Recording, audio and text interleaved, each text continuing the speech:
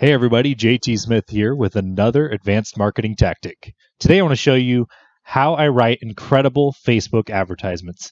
Now, you're going to have to throw out everything you know and love about Facebook ads and start all over once you watch this video. Get ready. Okay, so we're here in my Facebook ads account, and the first thing you'll notice, if you can see this on your screen, relevance score is 8.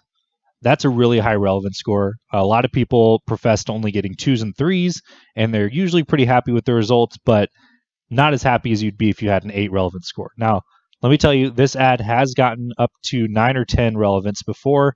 Right now it's at 8, but it fluctuates in that range. Cost per landing page view, 31 cents. So I pay 31 cents for people to visit my landing page, which is absolutely incredible. I know a lot of people pay $2 to $3 to get clicks to their landing page. And then finally, my result rate is people installing my extension for a search engine I made. And I get 39 of these for every 100 link clicks. So 39% conversion rate. It's pretty incredible. So let me show you what kind of ad we're using here. You're looking at this ad, and you'll see that it's a political ad. First of all, this kind of ad does really well when you, on Facebook especially, when you generate all sorts of hype and controversy. So that's going to be tip number 1. Generate controversy. Now, here's why. Let's take a look first at the reaction rates. These 3 categories, laugh, shock, and anger, are not necessarily people saying they enjoy my ad, and that's completely fine. You might actually be sitting there and thinking, wow, I'm the opposite political party as this ad. I can't believe I'm reading this. What a ridiculous ad. What a ridiculous business idea. That's completely fine. So first of all, notice that I don't care about the looks in the ad. Looks on Facebook typically are actually a detraction from ad quality. People engage more with things that look a little more organic. And so to see a homepage that looks rough, it looks good. But tip number 1 was controversy. So here's what we're doing. We're using language that provokes people into an emotional response. Conservative values are under attack. So that kind of evokes, for most people, probably a bit of rage, a bit of anger, whether you're a conservative and you think, you know what, we are under attack, or you're a liberal and you think, no, you're not under attack. That's ridiculous. Both of them produce some sort of controversy. It's a very, splitting ad, which will drive comments, drive reacts, and this is what drives Facebook's relevance score. You can see 97 shares, which is free traffic. That's great. But think about with your ad, how can you insert little bits of controversy? It doesn't have to be political polarizing, but you can throw in something that surprises the person, something that makes them, maybe it's a spelling error, or maybe it's something weird in the image that you post that makes people think, what can I comment? How is this making me emotionally react to it? So step 2, though, write long form content. Now, not every ad needs to be long form, but I implore you to try this out. This used to be a very short post. It used to have like 3 sentences. And then I saw something about people using long form on Facebook, and I was like, I'll give it a shot.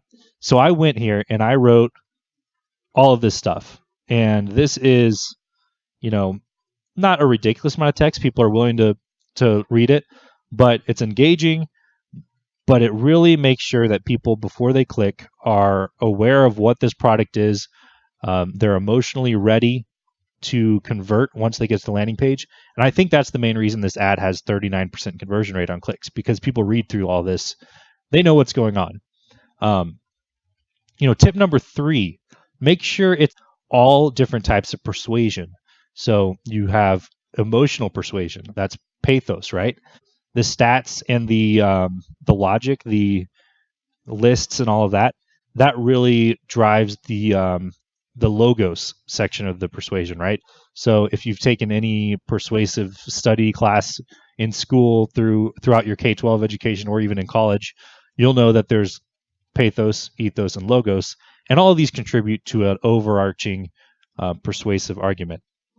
Next tip, make sure you test your title repeatedly. Test the call to action. The first thing I'd recommend about that, keep it short, so you don't need 2 lines of bolded text. You just need 1. And then consider using a verb as the first item on there. So I use the word switch. Switch is a very action-y verb because people know when they get to the landing page what they're going to be doing is seeing a call to action to switch. A lot of times people will go on here and they'll put the title of the article, title of their business. That doesn't work as well as putting a verb. But really, you should just test so many titles that you get tired of testing titles. And then also test this call to action button. A lot of people find success with apply now if you're using some sort of service business or get quote or anything like that. Mine, it still makes sense to use learn more. But for you, you might find something else. Next, make sure you engage with your comments in your ad. You might have comments where it's someone who's negatively opposed to your brand. That's okay. Go ahead and respond to them and stuff. If you're really worried about your brand image, then I would make sure to hide those comments or respond tactfully to them. If you're not as worried about your brand and you're just trying to get the word out and get your target audience excited, then go ahead and create controversy in those comments. Comment to them and say something that you know. I mean, it's a true statement and it helps your brand, but it's also something that will probably spark them to respond again and again and again. And if you can do that, then you're just boosting those engagement scores in your ad. Finally, I want to tell you about this new tactic. People have started using bold text in their ads. The way you find that is you just search Google or search conservative, whichever one you want, for a bold text translator.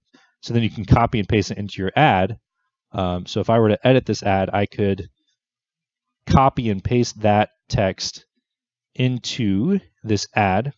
So, I could do that and that'll show up. And you can also do other formatting like italics, underlined text, whatever you want. Hopefully these tactics were thought-provoking for you and you can use many of them to improve your advertising on Facebook. I definitely recommend considering each of them and how they can apply to your business. I recommend that you test as many things as possible with your Facebook ad to get the best results, and make sure you use these tactics while you're testing. Go ahead and comment with how you feel about the execution on this ad. Do you think it was a little overboard?